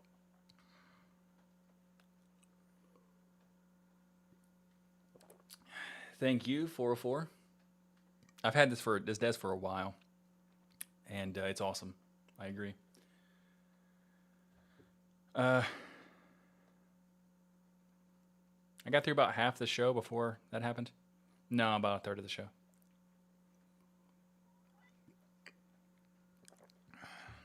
I'm not going to even explain it. I'm just going to do the show and then see if anybody comments or whatever.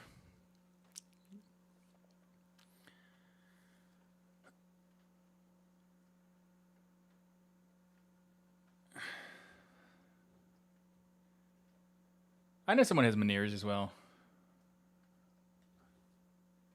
Who's told me, like, that makes sense. That sounds something similar to what they said. But I don't have, this is the first time this has ever happened that I can remember. You should definitely get checked out. Because that's no joke. Repeated dizzy spells in one day is really weird. It's not a dizzy spell. It's also not repeated. It's more lingering. Because I haven't felt dizzy. I haven't felt like I was going to fall at any point. I just felt also like not great, you know?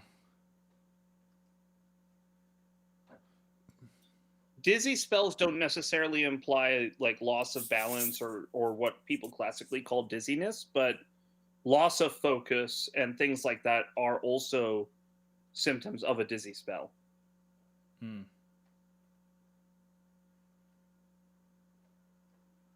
Like there's a lot of reasons that could happen, but the fact that it happened like 3 times today in the span of a couple of hours is not good.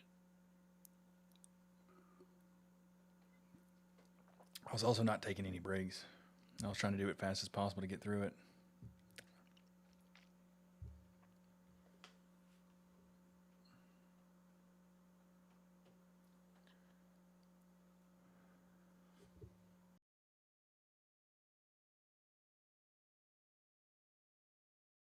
All right, let's do this.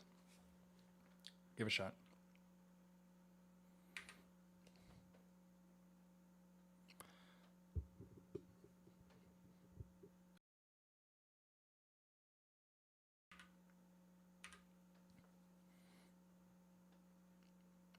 Up next in the show is some really interesting news from Fedora, and this is them considering switching to Wayland by default for GNOME with the NVIDIA drivers. Now, specifically the NVIDIA proprietary drivers.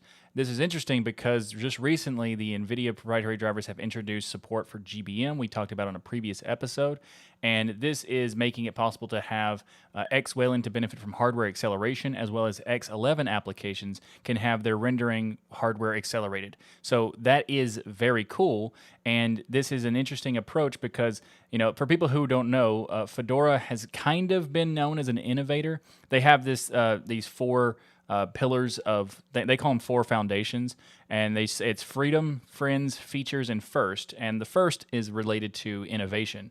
So it's known for being innovative and trying things first.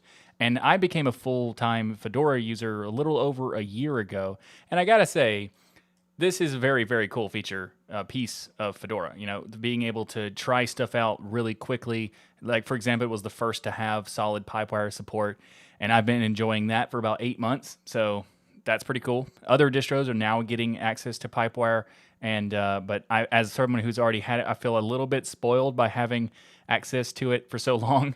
And of course, this could be also a problem as well by being an innovator, because back in the day when they kind of switched stuff too soon. But this is a completely different era of Fedora. I've seen them do, you know, trying out new things, but I'm not worried that anything's going to break. So they wouldn't be doing this if there's actually a case of it's going to be bad. It's more of like, we're going to be trying something out because we need to make improvements. While there will be bugs, that will probably happen because anytime you do anything new, you need to address stuff. But this is kind of like a catch-22. If no one was willing to do this kind of thing, then there would be no one testing this thing to fix the issues that are inevitable, because computers inevitably have issues. And this is, I think, a good thing, because it shows that, you know, there's someone willing to put in the effort to try things out in a way that, you know, other people are not willing to, and fix them quickly. Because typically when there's an issue, you know, the way that Fedora updates is kind of like a hybrid approach. It's not a static release. It's not a rolling release. It's kind of in the middle. So you get stuff faster, but they're also, when it's stable, to be released. So that's kind of like perfect for me. So that's why I use Fedora now. But this is really, I think it's really good that they're doing this, especially since Wayland is going to be the standard at some point for all of Linux. And you got to start somewhere, right? So there may be some issues, but it's great to see that this is being happening, because it will make it possible to get people to use it and then fix them. So I say it's a good thing. And also, it's also worth noting that the Fedora KDE edition has access to Wayland by default for their NVIDIA users as well. So this is just a change for the GNOME edition, but I think it's overall very good. And I will say, well, I do like using Fedora. It might not be for everybody, because you might not want the, you know, trying out new things, but for me, I think it's awesome. So if you'd like to check it out, more information about this particular initiative, I'll have links in the show notes. Also, links to Fedora if you want to check that out too.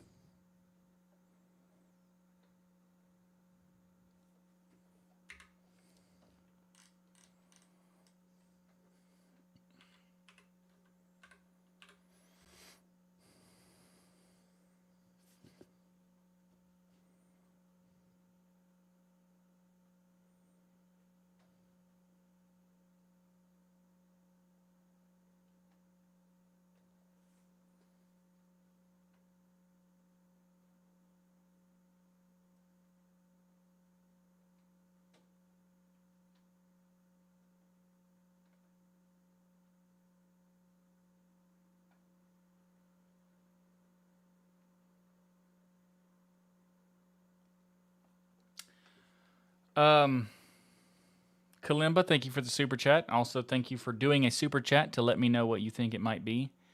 The weird thing is that I went to the ear doctor like 2 days ago, and they didn't see anything.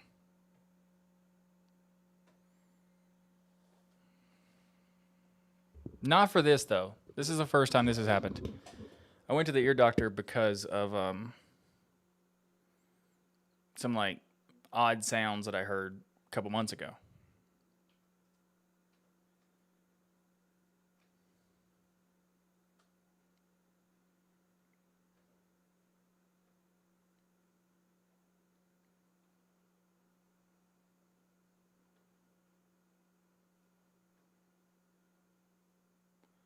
They will swing your head up and down and sideways. Like vigorously, or what do you mean?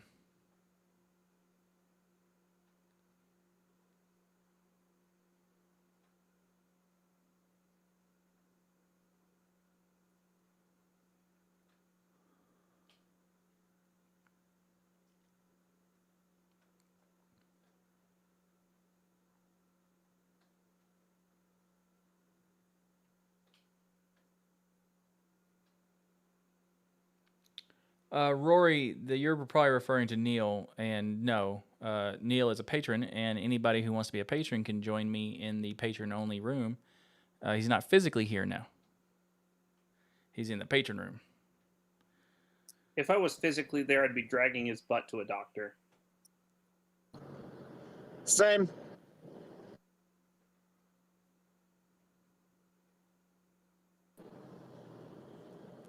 But we do exist in the virtual stadium.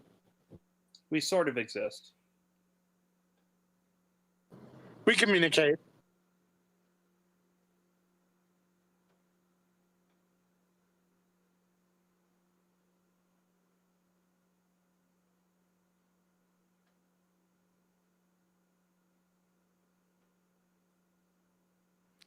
Do you take vitamins and omega-3s in the morning? No.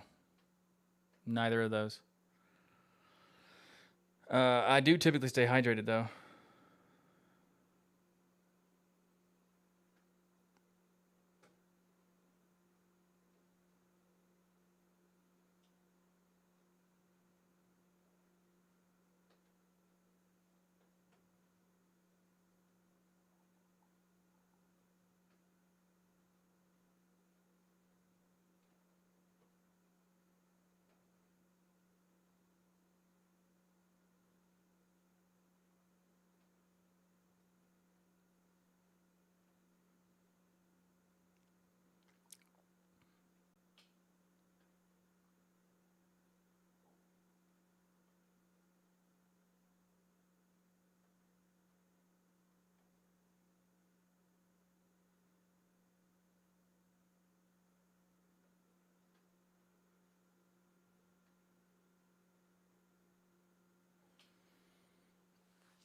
Let's try something.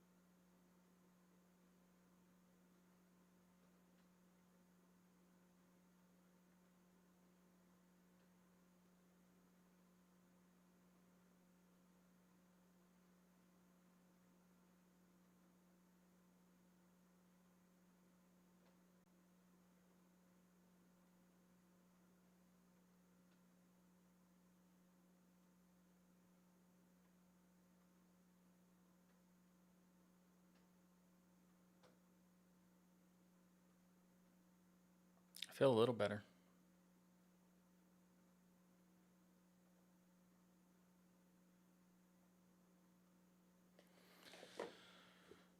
I turned off the lights that are like intense,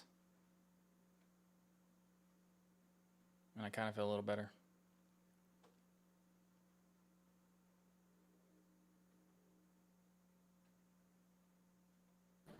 I'd say just give it a minute.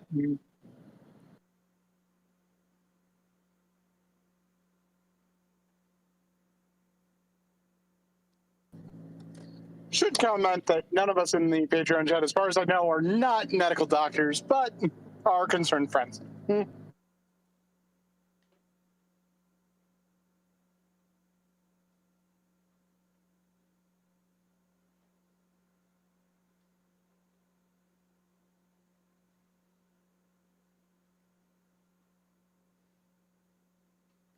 Try not looking at the monitor for a bit. Okay.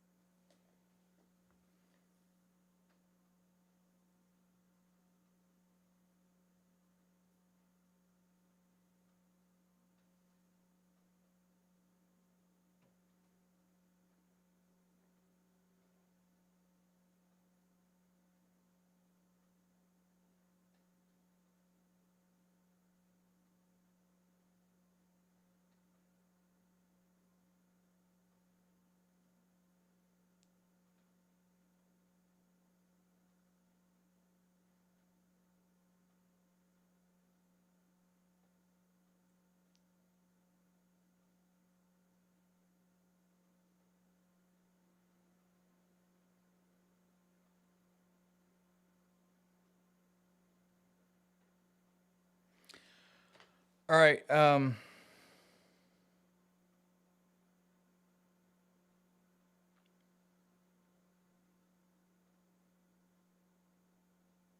think I am gonna just call it quits right now for the stream because I don't feel very good. Rest a while. Take care of yourself. Yeah.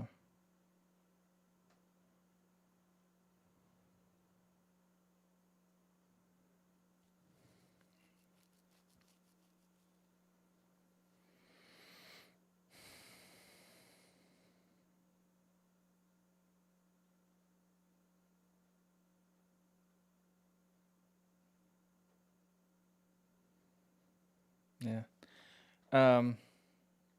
I appreciate everybody's, care and concern, and also for understanding the canceling of the show. We'd rather you be around to make another show episode than you to drop dead doing this one. That's a good point. All right. I will see you all next week. Hopefully tomorrow too, if I can get it taken care of quickly. We'll see. Thanks for coming to the stream, everybody. Sorry about whatever this is. No need to apologize. All right.